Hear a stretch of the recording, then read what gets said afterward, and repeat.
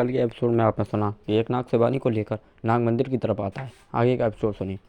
शिवानी उस नाग की बात सुनकर मंदिर के अंदर चली जाती है, जहाँ पर एक शिवलिंग विराजमान थी। उस शिवलिंग को देखकर शिवानी उस शिवलिंग के सामने अपना हाथ जोड़कर बोलती है, हर हर महादेव कहकर वो अपना सिर को झुका लेती है। तभी उस शिवलिंग के पास से एक रोशनी निकलने लगती है और वहाँ पर एक पंचमुखी नागिन प्रकट हो जाती है और वो शिवानी से कहती है, उठो शिवानी।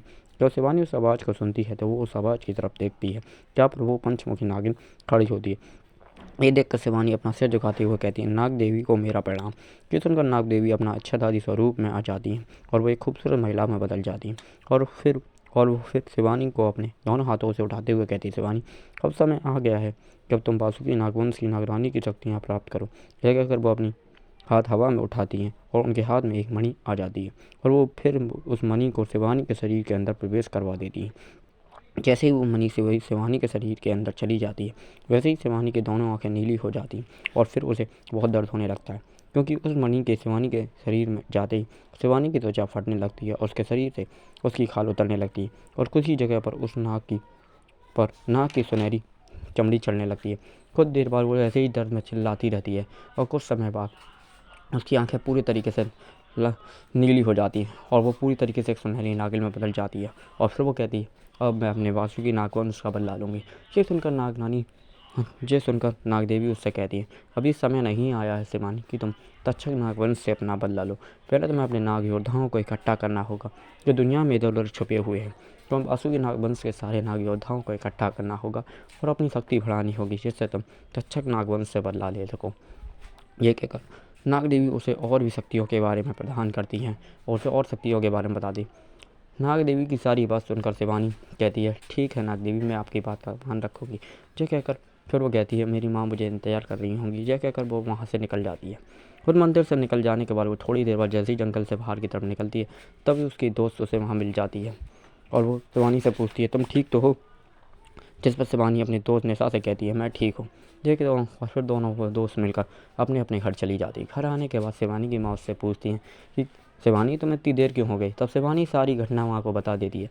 तब शिवानी की माँ उससे कहती है, आखिर वो समय आ ही गया जब तुम्हें सारी बातें पता चल गई और तुम्हें अपनी नाग देवी से अपनी सारी शक्तियाँ प्राप्त हो गई। ये सुनकर शिवानी कहती है, माँ मुझे अपनी शक्तियाँ तो प्राप्त हो गई, वह नाग देवी ने मुझे आदेश दिया है कि मुझे इन शक्तियों को इंसानों की भलाई के लिए इस्तेमाल करना होगा और इसके साथ साथ मुझे अपने नाग योद्धाओं को ढूंढना होगा जो तक्षक नागवंश के हमले के बाद वासुकी नागवंश के काफ़ी नाग उस लड़ाई से बचकर निकल तो गए थे मगर वो कहीं जाकर छुप गए हैं। मुझे उन्हें ढूंढना होगा जिससे मैं अपना बदला ले सकूं तक्षक नागवंश से। ये सुनकर शिवानी की माँ कहती हैं, हाँ ये सच है शिवानी कि वो वक्त बहुत खतरनाक था। इस समय मेरे साथ साथ कई और योद्धा भी वहाँ से निकले थे, पर हमें पता नहीं कि वो योद्धा कहाँ पर है, इसलिए हमें उन्हें ढूंढना होगा। ये सुनकर शिवानी कहती है, मैं अपनी शक्तियों को और बढ़ाऊंगी माँ, और जिससे मैं अपने तक्षक नागवंश के उस नाग तेजान से बदला ले सकूँ। ये कहकर वो अपने कमरे में चली जाती है और वहाँ जाकर सो जाती है और और, और फिर वो अपने आप से एक ही बात कहती है, मैं कल से अपना प्रतिरूप करूँगी और इससे अपनी शक्तियाँ और बढ़ाऊँगी, जिससे मैं तक्षक नागवंश के राजा तेजान से बदला ले सकूँ। और फिर वो सो जाती है। कुछ देर बाद उसे नींद आ जाती है और फिर उसके बाद उसे वो सपने आने बंद हो जाते हैं जो तक कई सालों से उसे परेशान कर रहे थे। पर उस सपने के होने के मतलब ये नहीं था कि शिवानी को अपना बल्ला रोकना होगा। शिवानी अपने बल्ले के लिए जो दृढ़ होती है और वो तैयार हो जाती है।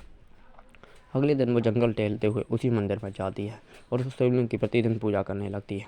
ऐसे ही कई दिन बीत जाते हैं और 10 दिन बीतने के बाद शिवानी अपनी शक्तियों को प्राप्त कर ही रही होती है।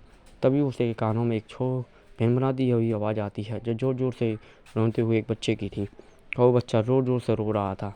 शिवानी उस आवाज़ को सुनकर उसका पीछा करने लगती है और कुछ देर बाद जब वो पहुँचती है तो वहाँ पर एक मकान होता है जिसके बाद काफ़ी लोग खड़े होते हैं और उस मकान में आग लग गई होती है और मकान के अंदर लोग चिल्ला रहे थे, बचाओ बचाओ मेरा बच्चा अंदर है, मेरा बच्चा अंदर है।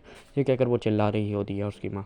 जो सुनकर शिवानी को दया आ जाती है और वो आगे बढ़ने ही वाली होती है। आगे का एपिसोड सुनने के लिए हमारे चैनल स्टोरी को सब्सक्राइब कीजिए, वीडियो को लाइक कीजिए और शेयर कीजिए। फिर मिलेंगे दोस्तों, बाय बाद में।